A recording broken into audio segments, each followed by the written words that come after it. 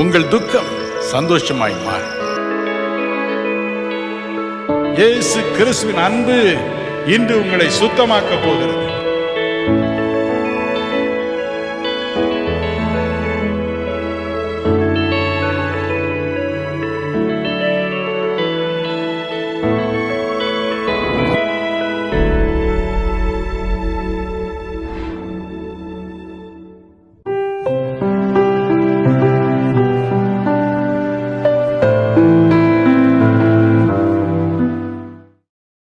இரண்டு தீமோத்தேயு 2ஆம் அதிகாரம் 13ஆம் வசனம் இப்படி கூறுகிறது.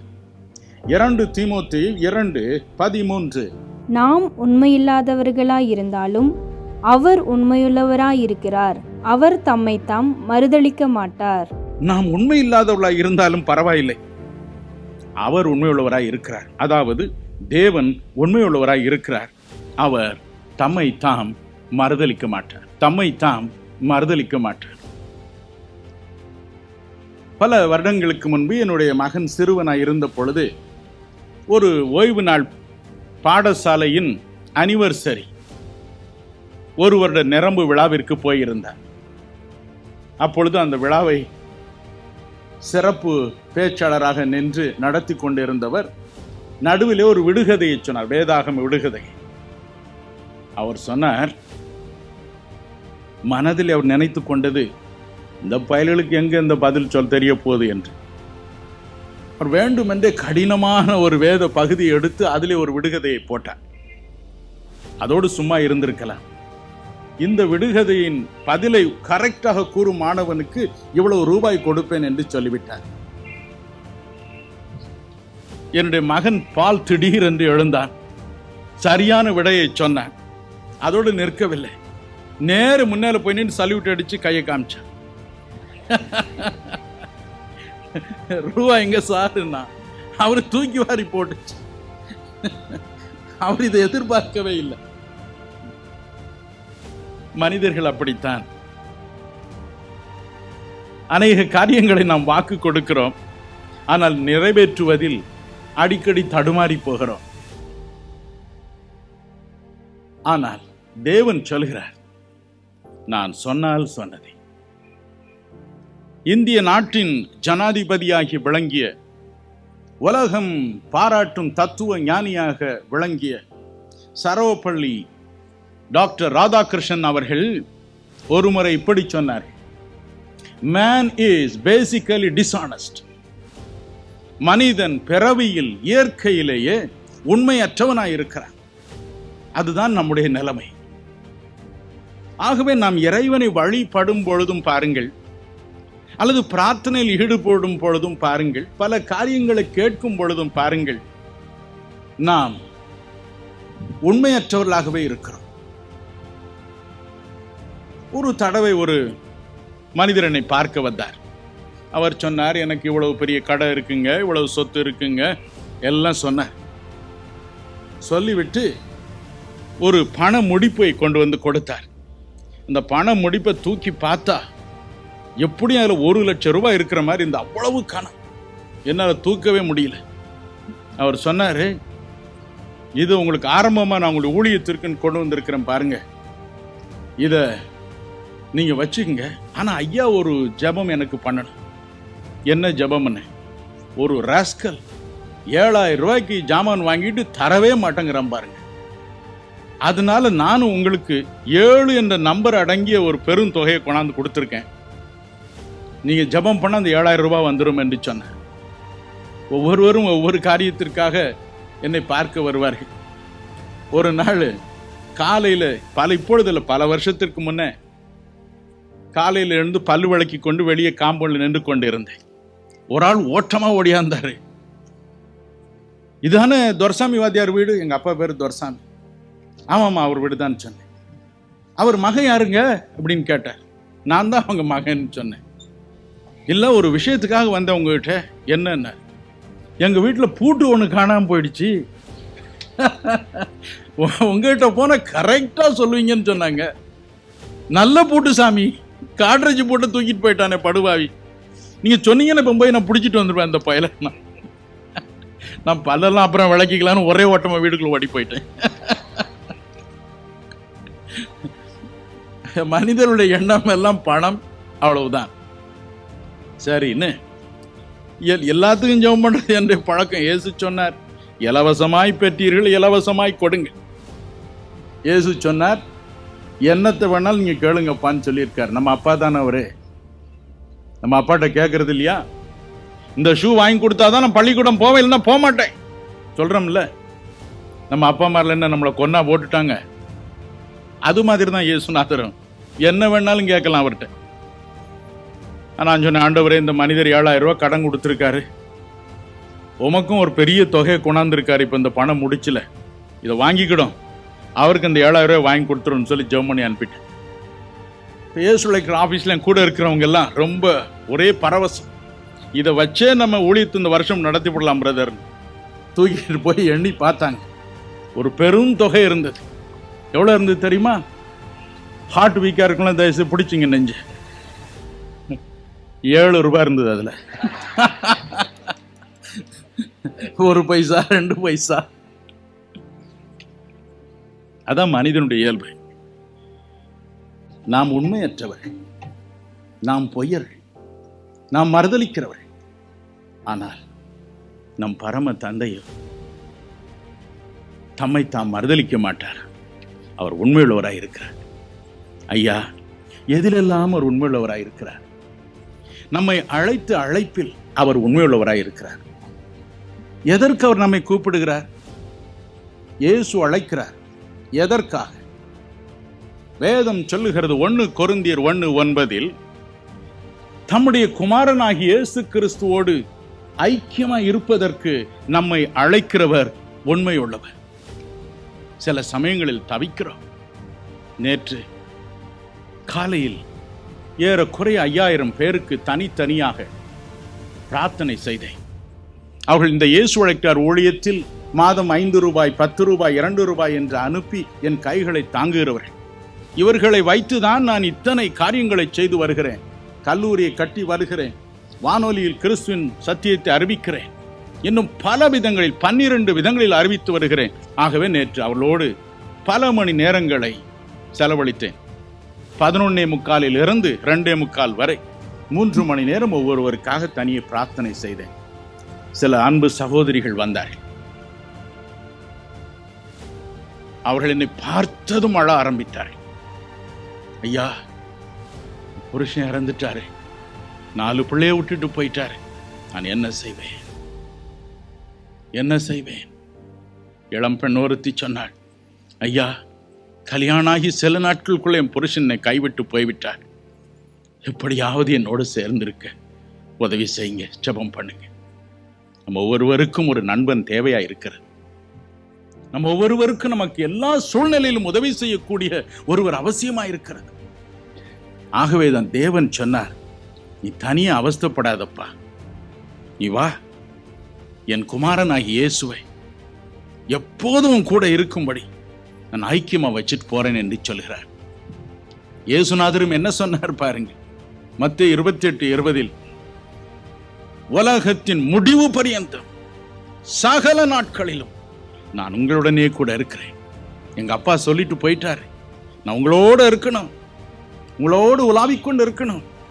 நீங்க கூப்பிடும் பொழுது செவி கொடுக்கணும், அழும் பொழுது உங்கள் கண்ணீரை துடைக்கணும், நீங்கள் சுகவீனமா இருக்கும் பொழுது நான் சுகமளிக்க வேண்டும். எல்லாம் அவர் சொல்லிட்டு போயிட்டார். நான் மோட்சத்தில் இல்லை, நான் உங்களோடு இருக்க போறேன் என்று சொல்கிறார். எத்தனை மகிழ்ச்சி! இந்த அழைத்த அழைப்பில் தேவன் உண்மையுள்ளவராய் இருக்கிறார். அது பொய்யான அழைப்பல்ல, உண்மையான தத்ரூபமான 100% முழு இருதயத்தோடும் அவர் செயல்படுத்துகிற ஒரு அழைப்பு. மனம் கலங்காது. இதற்காகவே நம்மை அழைத்திருக்கிறார். 1 யோவான் 1:3 அப்போஸ்தலனாகிய யோவான் சொல்கிறார், எங்களுடைய ஐக்கியம் தேவனாகிய பிதாவோடும் குமாரனாகிய இயேசு கிறிஸ்துவோடும் இருக்கிறது என்று சொல்கிறார். அவர்கள் அதை ருசித்தார்கள். அதே ருசிப்பை உங்களுக்கும் எனக்கும் அவர் இன்று தர ஆவலோடு காத்திருக்கிறார். ஆதியாகமம் 3ஆம் அதிகாரம் 8-9 வசனங்களை வாசித்து பாருங்கள். பிரசங்கி 7:29 வாசித்து பாருங்கள். வேதம் சொல்கிறது, தேவன் மனிதனை செம்மையானவனாக உண்டாக்கினார், பாவமற்றவனாய் கரையற்றவனாய் உண்டாக்கினார். ஆனால் அவர்களோ பல கேடு பாடுகளை தெரிந்து கொண்டார். அவர்களோ குறுக்கு வழிகளை உண்டாக்கி கொண்டார். பாவத்தில் விழுந்தாள். தேவன் சொன்னார், ஆதாமையும் ஏவாளையும் தான் படைத்த முதல் மனிதனை முதல் பெண்ணையும் பார்த்து, நீங்கள் என்னோடு கூட இருக்கலாம், இந்த ஏதேன் தோட்டத்தில் உள்ள எந்த கனியும் புசிக்கலாம், ஆனால் நன்மை தீமை அறியத்தக்க சக்தி உங்களுக்கு தரும் இந்த குறிப்பிட்ட விருட்சத்தின் பழத்தை மாத்திரம் புசிக்க வேண்டாம் என்றார். அதை மாத்திரம் இவர்கள் புசித்தார்கள். வேதம் சொல்கிறது, ஆதியாகமம் 3:8 தேவன் பரலோகத்திலிருந்து இறங்கி வந்தாரா. பகலின் குளிர்ச்சியான வேளையில் அவளோடு உலாவிக் கொண்டு இருந்த பொழுது அவளை தேடினார். வழக்கம் போல ஓடி வந்து தன்னோடு குலாவிக் கொண்டு இருக்கும் இருவரையும் காணவில்லை. மனம் கசந்து ஒரு துயர குரலில் கேட்டார், ஆதாமே, நீ எங்கிருக்கிறாய்? Adam, where are you? I miss you so much. ஆதாமே, நீ எங்க இருக்கிறாய்? நீ இல்லாம எனக்கு கஷ்டமா இருக்கிறது. எவ்வளவு ஆசையோடு உன்னை உண்டாக்கினேன். Adam, where are you? தேவன் மனிதனை செம்மையானவனாய் உண்டாக்கினார். அவர்களோ பல உபாய தந்திரங்களை தேடிக்கொண்டார்கள். ரோமர் 3:23 சொல்கிறது, மனிதன் பாவம் செய்தான், தேவனுடைய மகிமையை இழந்தான், அவருடைய பிரசன்னத்தில் விலகி போனான். ஆனால் தேவனோ இன்று திரும்ப அழைக்கிறார், வா. ஏசாயா 59:1-2 கூறுகிறது, ரட்சிக்க கூடாதபடிக்கு என் கரம் குறுகி போகவில்லை, உங்கள் பாவங்களை எனக்கும் உங்களுக்கு நடுவாக இருக்கிறது, திரும்ப வாருங்கள், நான் உங்கள் பாவங்களை மன்னிப்பேன். எபிரேயர் 8:8-12 வாசித்து பாருங்கள். நான் உங்கள் பாவங்களை மன்னித்து மறப்பேன், திரும்ப என்னோடு நீங்கள் ஐக்கியமா இருக்கலாம், ஓடி வாருங்கள் என்கிறார். இதற்குத்தான் அவர் அழைக்கிறார். அவருடைய குமாரனாகிய இயேசு கிறிஸ்துவோடு ஐக்கியமா இருப்பதற்கு நம்மை அழைக்கிற அவர் உண்மை உள்ளவர். He is faithful. கலாநிதி சாம் கமலேசன் என்ற உலகம் போற்றும் தேவனுடைய மனிதர் ஒரு தடவை ஒரு கதையை சொன்னார் தன் பிரசங்கத்தில். சிறுவன் ஒருவன் தன் வீட்டை விட்டு ஓடிவிட்டானா. சில நாட்கள் கழித்து மெல்ல ஒரு கடிதம் எழுதினான். டாடி, மம்மி, நான் திரும்ப வீட்டுக்கு வந்துடுறேன், ஆனா வர பயமா இருக்கு. தலையில 2 கூட்டு போடுவீங்களோ, அப்பா பெரம்பு தூக்கிட்டு நிப்பாரோன்னு பயமா இருக்கு. வீட்டுக்கு வரும்போது அந்த வழியை போற டவுன் பஸ்ல போவேன். நம்ம வீட்டுக்கு எதிரே இருக்கிற அந்த மரத்துல ஒரு வெள்ளைக்கொடி ஒன்றை கட்டி வச்சிருங்க. வெள்ளைக்கொடியை பார்த்தா எனக்கு தெரியும் நீங்க என்ன மன்னிச்சிட்டீங்க, என்ன வாங்கன்னு வரவேற்பதாக நான் எடுத்துக்கொள்வேன். ஓட்டமா வீடு வந்து விடுவேன். வெள்ளைக்கொடி இல்லைன்னா நான் அப்படியே போயிடுவேன் என்று அவன் எழுதினான். அந்த நாள் வந்தது. ஐயா பஸ்ல ஏறினாரு. வீடு கிட்ட வர வர பக்கு பக்கு பக்கு பக்குன்னு அடிச்சுக்கிச்சான். வெள்ளைக்கொடி இருக்குமோ, கருப்பு கொடி இருக்குமோ, செங்கொடி இருக்குமோ, என்ன கொடி இருக்குமோ தெரியலையே என்று கொஞ்ச தூரம் வருவதற்கு முன்பதாக எட்டி பார்த்தான். அந்த மரத்திலே ஒரே ஒரு வெள்ளைக்கொடி அல்ல, மரம் முழுவதிலும் எத்தனையோ கொடிகளை கட்டி தொங்க விட்டிருந்தார்கள். வெல்கம் வெல்கம் என்று. யோவான் 8:46 சொல்கிறது போல, என்னிடத்தில் பாவம் உண்டென்று உங்களில் யார் என்னை குற்றப்படுத்த கூடும் என்று சொன்னவர். 1 பேதுரு 2:22-23 சொல்கிறது போல, அவர் பாவம் செய்யவும் இல்லை, அவருடைய வாயில் கபடம் காணப்படவும் இல்லை, அவரை உனக்கு நண்பனாக தருகிறேன். வானத்தில் பூமியிலும் சகல அதிகாரம் எனக்கு கொடுக்கப்பட்டிருக்கிறது என்று மத்தேயு 28:18 சொன்ன என் குமாரனை உனக்கு தருகிறேன். அவர் உன்னோடு இருப்பார், உன்னை காப்பாற்றுவார் என்று சொல்கிறார். எனக்கு அருமையானவர்களே, நாம் இந்த அழைப்பை ஏற்றுக்கொள்வோம். இயேசு கிறிஸ்துவின் ரத்தம் சகல பாவங்களையும் நீக்கி நம்மை சுத்திகரிக்கும் என்று 1 யோவான் 1:7 கூறுகிறதே. என்னை கழுவும் என்போம், கழுவார். தம்முடைய குமாரனோடு நம்மை ஐக்கியமாக மாற்றுவார். இதற்காகவே நாம் தேவனால் அழைக்கப்படுகிறோம். போகட்டும், இதற்கு மட்டும் தேவன் நம்மை அழைக்கவில்லை. அடுத்து நாம் ஒரு காரியத்தை பார்க்கிறோம். 1 தெசலோனிக்கர் 5:23-24 பாருங்கள். தேவன் உங்களை முற்றிலும் பரிசுத்தமாக்க விரும்புகிறார். சமாதானத்தின் தேவன் தாமே உங்கள் ஆவி, ஆத்துமா, சரீரம் 3ஐயும் பரிசுத்தமாக்குவாராக. அவர் வரும்பொழுது பரிசுத்தமாய் பாதுகாக்கும்படி செய்வாராக. கர்த்தர் உண்மையுள்ளவர், அவர் அப்படியே செய்வார். தேவனுடைய பரிசுத்தம் வேறு, நம்முடைய பரிசுத்தம் வேறு. நம்முடைய வாழ்க்கையில் ஆண்டவரே என் பாவத்தை மன்னியும் என்று சொல்லும் பொழுது அவர் மன்னிக்கிறார், பழைய பாவங்கள் நீக்கப்படுகின்றன. என்றாலும் இந்த பாத்திரம் இன்னும் பளபளப்பாக தூய்மையாக்கப்பட வேண்டியது அவசியமாக இருக்கிறது. ஆகவேதான் 1 தீமோத்தேயு 6:11 நீங்கள் இயேசு கிறிஸ்துவின் நாமத்தினாலும் கழுவப்பட்டீர்கள், பரிசுத்த ஆவியினால் பரிசுத்தமாக்கப்பட்டீர்கள் என்று அவர் சொல்கிறார். எனக்கு அருமையானவர்களே, கிறிஸ்து நம்முடைய பாவங்களை கழுவி சுத்திகரித்த பிறகும் நம்முடைய சுபாவம் ஒரே நாளில் மாறி போகி விடுவதில்லை. நேற்று நண்பர் பாளையங்கோட்டில் வந்திருக்கிறார். ஒரு மனிதருடைய அனுபவ சாட்சி சொன்னார். அவர் என்னுடைய வீடியோ நிகழ்ச்சி ஒன்றினை, அதாவது இது போன்ற கூட்டங்களை வீடியோவில் எடுத்து எல்லா உலகமெல்லாம் அனுப்புகிறோம். அதை பார்த்து கொண்டிருந்த ஒரு மனிதர் திருநெல்வேலியிலே இருக்கிறார். அவர் எப்பொழுதும் சிகரெட் குடித்துக் கொண்டே இருப்பார். ஒரு வீடியோ நிகழ்ச்சியில் நான் கடைசியாக இவ்விதமாக சிகரெட் குடியில் அகப்பட்டவர்களுக்காக ஜெபிக்கும் பொழுது அவரும் உணர்ந்து தன் பாக்கெட்டில் இருந்த சிகரெட்டை எடுத்து கீழே போட்டுவிட்டு நான் இனி குடிப்பதில்லை என்ற தீர்மானத்தோடு போனார். அடுத்த நாள் கூட கொஞ்சம் ஜாஸ்தி சாப்பிட்டார்ப்பா. சாப்பிட்ட உடனே சிகரெட் வேணுமே, தன்னையும் அறியாமல் சிகரெட்டை பற்ற வைத்தார். நேற்று போட்ட எல்லா உறுதியும் அவரை விட்டு ஓடி போச்சு. இந்த சிகரெட்டை பற்ற வைத்தார். அதை வாய்க்கிட்டே கொண்டு போனார். அவர் படிக்காத ஆள் அல்ல, மிகவும் படித்தவர், நல்ல பதவியில் இருக்கிற ஒரு மனிதர். கிட்டே கொண்டு போனார்.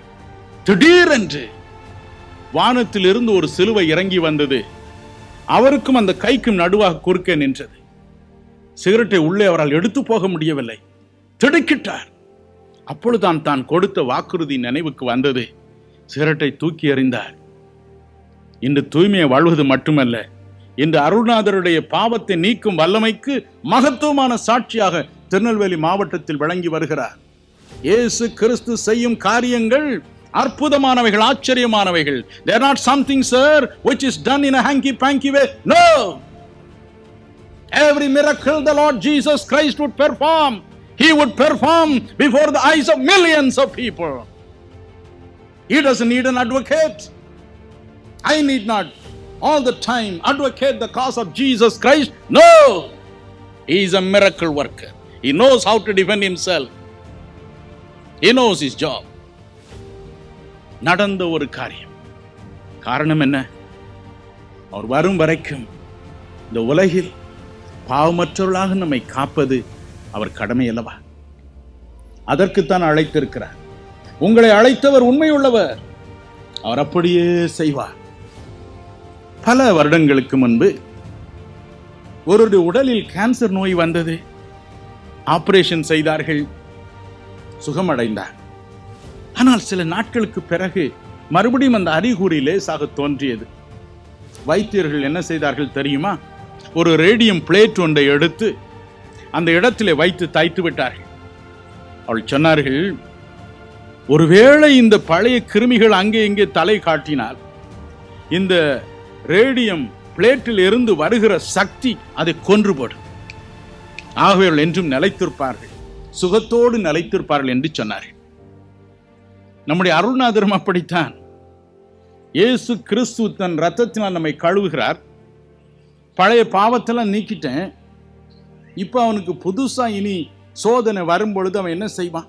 ஆகவே ஒரு ரேடியம் தகடங்க பதித்தது போல நம்முடைய அருள்நாதர் இயேசு பரிசுத்த ஆவி என்னும் ஒரு தகடை இந்த நெஞ்சில பதிச்சு வச்சிடறார்.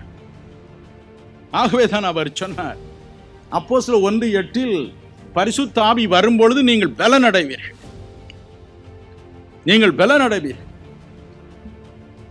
ஏசாயா 59:19 சொன்னார், பொல்லாத பிசாசு வெள்ளம் போல் வரும்பொழுது பரிசுத்த ஆவியானவராகிய இந்த தகடு அவனுக்கு விரோதமாய் கொடியேற்றும் என்றார். பயப்படாதிருங்கள். இதற்காகவே நாம் தேவனுடைய பரிசுத்த ஆவியை பெற்றுக்கொள்வது மிகவும் அவசியமாயிருக்கிறது. பலர் என்னிடம் கேட்கும் ஒரு கேள்வி, ஐயா, நான் இயேசுவை ஏற்றுக்கொண்ட பொழுது என் பழைய பாவங்கள் நீங்கின, புகைப்பிடிக்கும் பழக்கம், குடிப்பழக்கம், இன்னும் அநேக கெட்ட பழக்க வழக்கங்கள் என்னை விட்டு நீங்கி போயின. இது எனக்கு போதாதா? என் மனதில் ஒரு சாந்தி, ஒரு சமாதானம் இருக்கிறதுங்க. இது எனக்கு போதாதா? இன்னும் சிலர் சொல்லுகிறாங்களே, இறை அருள், அவருடைய அரும் கொடை இந்த உள்ளத்துல வரணும்பா என்று சொல்லுகிறார்களே, அது என்ன?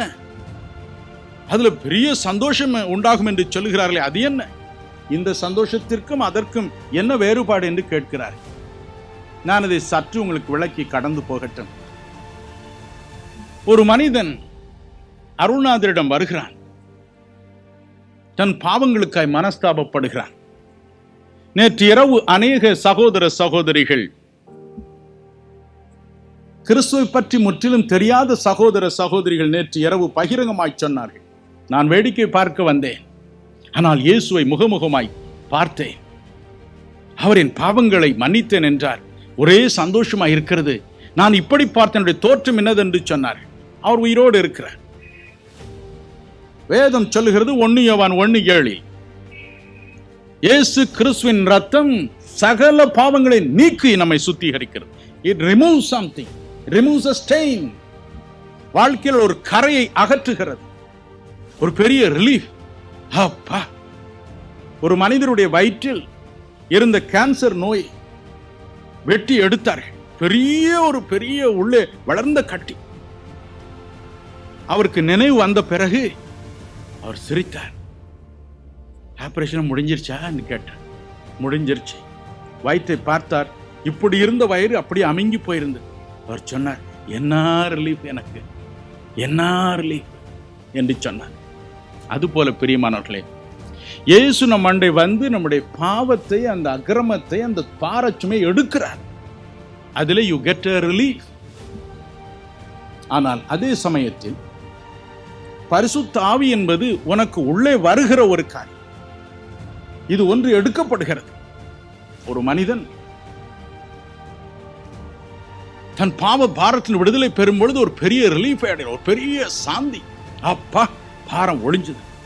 ஆனால் இதிலோ இயேசு சொல்கிறார், அப்போஸ்தலர் 2:38 பேதுருவின் வாயிலாக, நீங்கள் பரிசுத்த ஆவியாகிய வரத்தை பெற்றுக்கொள்ளுங்கள், பரிசுத்த ஆவியாகிய ஈவை பெற்றுக்கொள்ளுங்கள். You are getting something.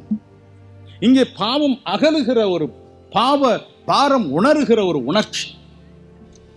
ஆனால் இங்கேயோ ஏதோ ஒன்றை நாம் உள்ளே பெற்றுக்கொள்கிறோம். Something comes in.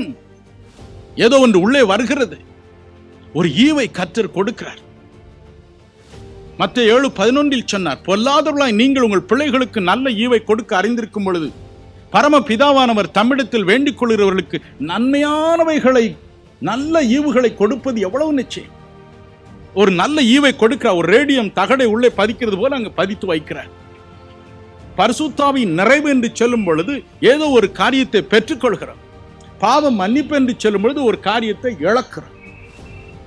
ஏதோ ஒரு காரியத்தை நம்மை விட்டு அகற்றுகிறோம். ஆகவேதான் பரிசுத்தாவின் நிறைவை இவ்விதமாக வேதம் சொல்லுகிறது. 1 பேதுரு 1:8-9 வசனங்களில் சொல்லி முடியாததும் மகிமையினால் நிறைந்ததுமான ஒரு சந்தோஷம். உண்மையுள்ள இந்த இயேசுவை, சொன்னது மாறாத இயேசுவை நான் என் உள்ளத்திலே வைத்துக் கொள்ள விரும்புகிறேன். ஐயா, அவரை கூட்டிட்டு போகணும். என் மனசில் அவர் வரணும். என் வீட்டுக்கு வரணும், என் தொழிற்சாலைக்கு வரணும், என் கடைக்கு வரணும், என் வியாபாரத்தை ஆசீர்வதிக்கணும், வாழ்க்கை மாறணும். எனக்கு உலகத்தில் ஒண்ணு வேண்டாம் ஐயா, எனக்கு அவர் இங்க இருந்தா போதும், அவரோட நான் இருந்தா போதும் என்று எத்தனை பேர் கேட்பீர்கள்? உங்களுக்காக முதலாவது ஜெபிக்க விரும்புகிறேன். ஐயா, கடவுளுடைய புதல்வனாகிய இயேசு எனக்குள் வர வேண்டும், என் மனசுல வர வேண்டும் என்று சொல்லுகிறவர்கள் தயவு செய்து எழுந்து முன்னே வருவீர்களா? இப்பொழுது நான் உங்களுக்காக முதலாவது ஜெபிக்க விரும்புகிறேன். அதன் பிறகு அற்புதங்களுக்காக நான் ஜெபிப்போம். எத்தனை பேருக்கு இயேசு வேண்டும்? காணக்கூடாத இறைவனை, அதர்சனமான தேவனை, அற்புதங்களின் நாயகனை, நமக்காய் தம் குமாரனை தத்தம் செய்தவரை வீட்டுக்கு அழைத்து போக ஒரு தருணம், அவ்வளவுதான். பாவங்கள் தீர ஜெபிப்போமா? என் அருள்நாதர் வருவார். தம்முடைய சொந்த ரத்தத்தினால் உங்களை தலையிலிருந்து கால் வரை முழுவதுமா இப்பொழுது கழுவுவார். உண்மையில் அவங்க நின்று கொண்டு இருக்கிறார். இப்பொழுது உங்கள் கண்களை அவர் திறப்பார். அவரை நீங்கள் பார்க்கலாம். நம் ரத்தம் தோய்ந்த உடையோடு வருவார். உங்களை கழுவ, உங்களை சுத்திகரிக்க நாம் ஜெபிப்போம். அன்புள்ள இயேசு சுவாமி, பாவ மன்னிப்பிற்காய், பரிசுத்த வாழ்க்கைக்காய் முன்னே வந்திருக்கிற ஒவ்வொருடைய கண்களையும் திறந்தருளும். இப்பொழுது திறவும் ஆண்டவரே, திறவும் திறவும் திறவும் இயேசு சுவாமி, திறவும். உம்மை பிரத்யட்சமாக பார்க்கட்டும். உம்முடைய உடைந்து போன உடலை, நொறுங்கி போன உடலை, காயப்பட்ட உடலை பார்க்கட்டும். முள்முடி சூடியவுடைய முகத்தை பார்க்கட்டும். வீங்கி போய் இருக்கும் முகத்தை பார்க்கட்டும். ரத்தத்தினால் நீர் அவளை கழுவதை பார்க்கட்டும். சாமி, கழுவும் கழுவும், ஒவ்வொரு வாழ்க்கையும் கழுவும். உச்சன் தலையிலிருந்து உள்ளங்கால் வரை கழுவும். மக்களை சுத்திகரிப்பதற்காய் ஸ்தோத்திரம், கழுவதற்காய் ஸ்தோத்திரம். சுவாமி, நீர் எனக்கு கொடுத்த அதிகாரத்தின்படி உமது பிள்ளைகளை கட்டி வைத்திருக்கிற சகல விதமான கெட்ட பழக்க வழக்கங்களையும் வானத்திலும் பூமியிலும் மேலான இயேசுவின் நாமத்தில் சபிக்கிறேன். எல்லா குடி பழக்கம் வெளியே வரட்டும். இப்பொழுது விடுதலை பெறட்டும்.